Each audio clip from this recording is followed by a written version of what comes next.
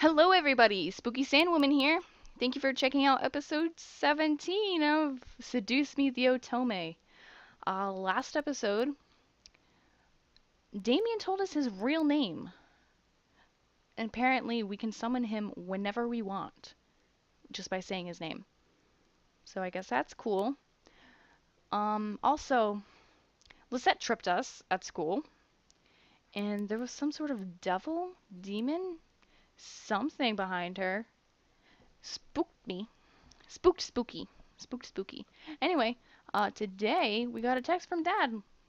Better guess we go wait for him because he's gonna pick us up. I quickly headed to my locker and got my things before waiting for Naomi and Suzu. Hey, are you ready to go? Actually, my dad's picking me up. Really? Okay, I guess that kind of makes sense. Mm. We'll drive home together next time. Tell your dad that we've got you covered from now on. Yeah, alright. Even while I laughed, something didn't seem right. My dad texted me to say this? Why was he going to pick me up? Had I done something wrong? I didn't know. I waved goodbye to Naomi and Susie before heading off to the usual spot where my dad picks me up. I took the time to listen to my music while I waited. I need to go to another Rise of the Phoenix concert. Eventually, I played the entire album with no one showing up. What the hey? Dad's never late, especially this late. I quickly dialed my dad's number again, but as soon as I pressed call, it disconnected and I read a signal disconnection error message. What the? No signal error? How do I not have signal? I double-checked my phone and saw all 5 bars for signal. He must be in a dead zone. Before I could finish, a group of hands grabbed at my hands, feet, and covered my mouth.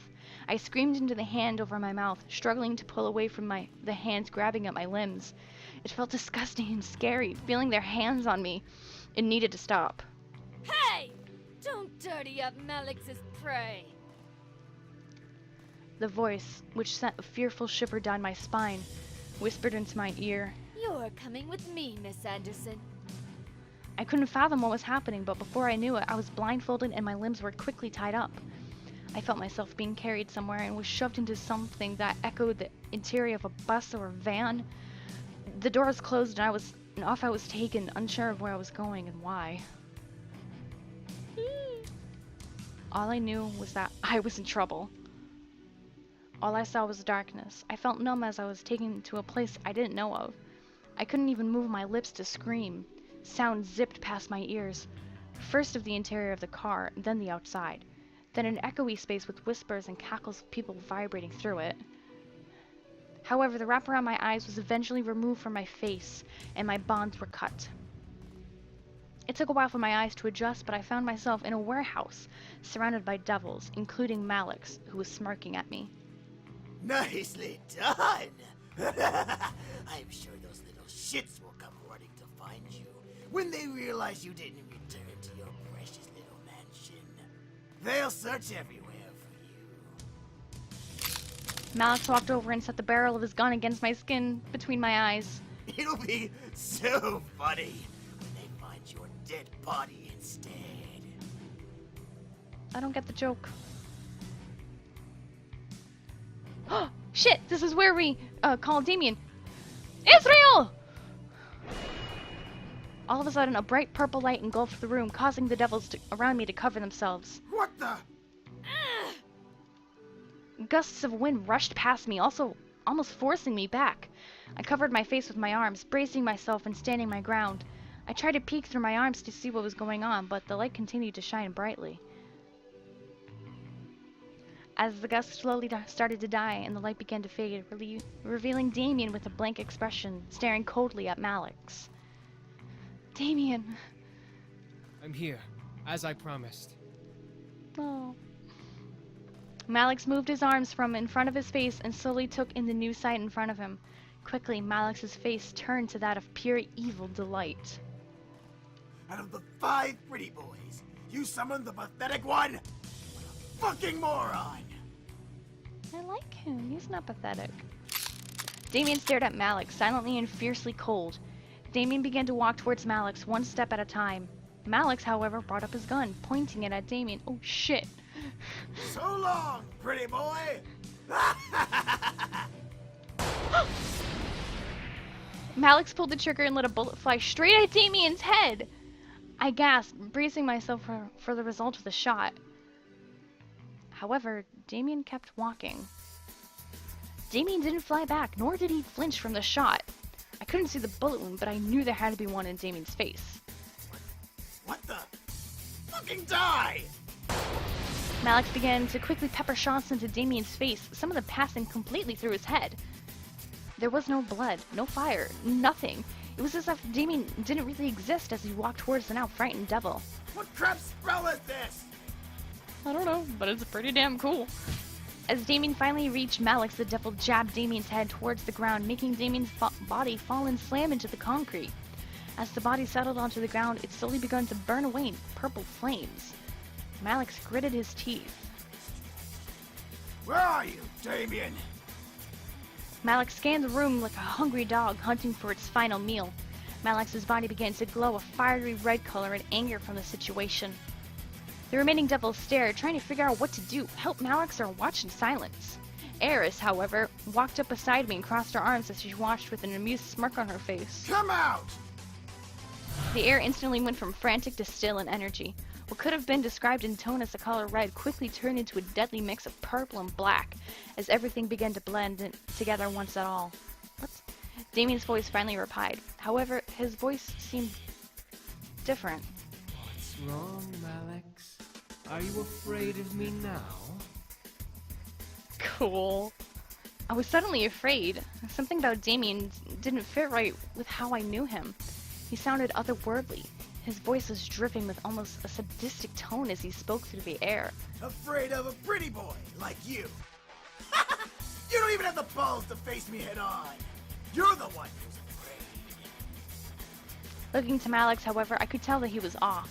Something about what Damien was doing was keeping Malix in his place. Oh, I'm not afraid of you. In fact, I know very well you're afraid to move. Now, you're practically screaming it in your mind. Malix, in a fit of insane rage, began to shoot into the air, letting the bullets fly into the ceiling. Shut the hell up! Damien's demonic laughter filled the room as a group of dark figures appeared around Malix, walking toward him slowly and menacingly. In defense, Malix fired shots at each entity around him, causing them to fall and fade away into purple flames. However, that didn't stop more from appearing around him, closing in on him. Malix became frantic. Was this the extent of demon power? Pretty fucking badass. I suddenly felt a pair of hands cover my eyes tightly, pulling me against someone's chest. I gasped, but stopped from prying their hands off my face. It's me. Don't look. I listened carefully and let the last two words linger in my mind. Don't look. Why? What was being hidden from me? I wanted to know, but something told me to obey Sam's command. I could still hear Malix's screams of agony and the sound of ripping flesh. Holy shit! The smell of blood was covered by the harsh odor, or ash and fire. Maybe it was better that I wasn't able to see. Damien! Enough! Almost instantly after James's command, the sound stopped. The only thing anyone could hear was the sound of dripping blood. Oh my god. At least let me dispose what's left of him. What's left of him? What? I'll take care of it. You've done enough, Damien. Come out. After a brief silence, a pair of footsteps made their way to my spot. Each step seemed to echo with a haunting, otherworldly tone, almost as if a very low and dark piano played a singular note with each step the pair of feet took. I will admit, you really wailed on him. You practically scared everyone out of the warehouse. It's a good thing you were hiding when you lost your glamour spell, huh? Glamour spell? What did he mean? Why did Damien sound so different? Why was he hiding, being hidden from me? It's a spell that makes us look human. I froze. Look human. They didn't look like humans after all? What do they look like? Like demons. Thanks, Damien. Ooh. As if Matthew knew what Damien was talking about, Matthew spoke up, followed by the sound of a cork popping out of a bottle. Oh, but I want to see him as a demon! Well, not for much longer. Here. I want to see! I could hear the small clinking of glass being passed before hearing Damien guzzle down a liquid of some sort. The feel of the air around me gently began to warm back up, insinuating that everything had returned back to normal. Finally, Sam moved his hands from my eyes, allowing me to see me once again. The devils, including Eris, had fled. Malix was missing, but the bloodstains left behind in his place told me that he was definitely dead, regardless of his location.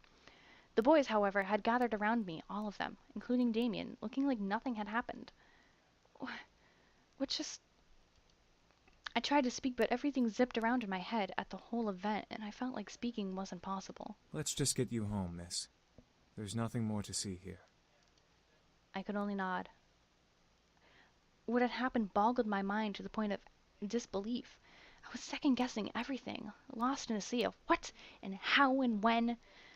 And as we walked out of the warehouse, I looked to Damien for some sign that I wasn't dreaming.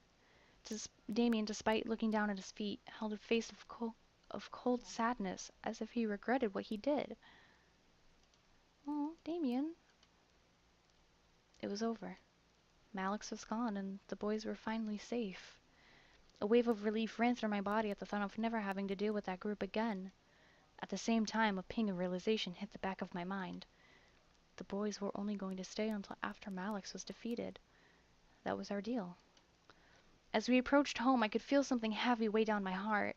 It was late, but the boys led me inside and turned on the lights in the lobby. Finally, we can relax. Matthew, I know you're a very cheery person, but I really don't think this is the time to be cheery. It will be good to have some rest without devils breathing down our necks. I'm just tired. Can I hit the hay early? I think some sleep would be good for all of us. I looked to Damien, knowing he could read my mind, and frowned. I didn't want him to know about my thoughts on the situation. Yeah, bed sounds good. I just wanted to end tonight. Too much had happened and I felt dizzy just trying to figure it out. However, Damien spoke up, stopping all of us from moving. Should we be gone in the morning? The air became still with tension. The realization of the situation hit the boys like a wave, forcing them to turn to me in curiosity. They had remembered their deal and were now waiting for me to decide their fate. I gulped, face to face with the reality of the situation. The boys were leaving it up to me. They looked like they were willing to accept whatever I had demanded. It was only fair, though, after all that happened. I looked at Damien, feeling my heart flutter in my chest. I didn't want him to leave, but would he ask to stay? I hoped that he would say no, and ask to stay longer. As he knew what I wanted, Damien moved and stepped up to me, staring into my eyes with almost pleading eyes. His eyes made me want to whimper in guilt, but then he spoke. I know we've only been here for a short while, but you've done so much for us just by giving us a place to stay.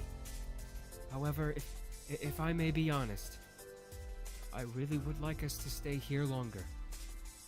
Can we? No. Yes, I'm kidding. My heart skipped while a large red blush ran across my cheeks. The boys stared at Damien wide-eyed, but didn't dare to speak out. Damien stepped back to give me space, returning to where he was. I moved my gaze across each boy, trying to make a decision. If they left in the morning, I would never see them again, and my life could return to normal. If I did decide to let them go, that would have been the best. No goodbyes, no delays. But did I want to? They had done so much for me in such a small amount of time. I'm letting them stay, because why not? They mean a lot to me. I wanted them to stay. I wanted him to stay. I merely smiled, staring at the man I had come to have feelings for, before speaking at last.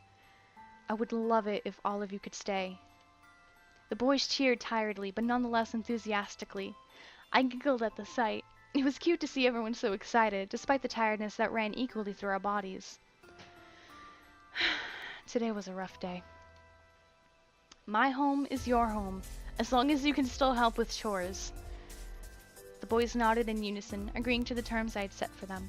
Despite the good situation, I felt myself slowly slipping into unconsciousness. Oh lordy. Well, let's slip into unconsciousness next episode. So thank you guys so much for watching. I hope you enjoyed, and if you did, go ahead and leave a like, maybe subscribe, maybe share with your friends. I'd be okay with that. Alright, bye-bye! Oh, this is getting good.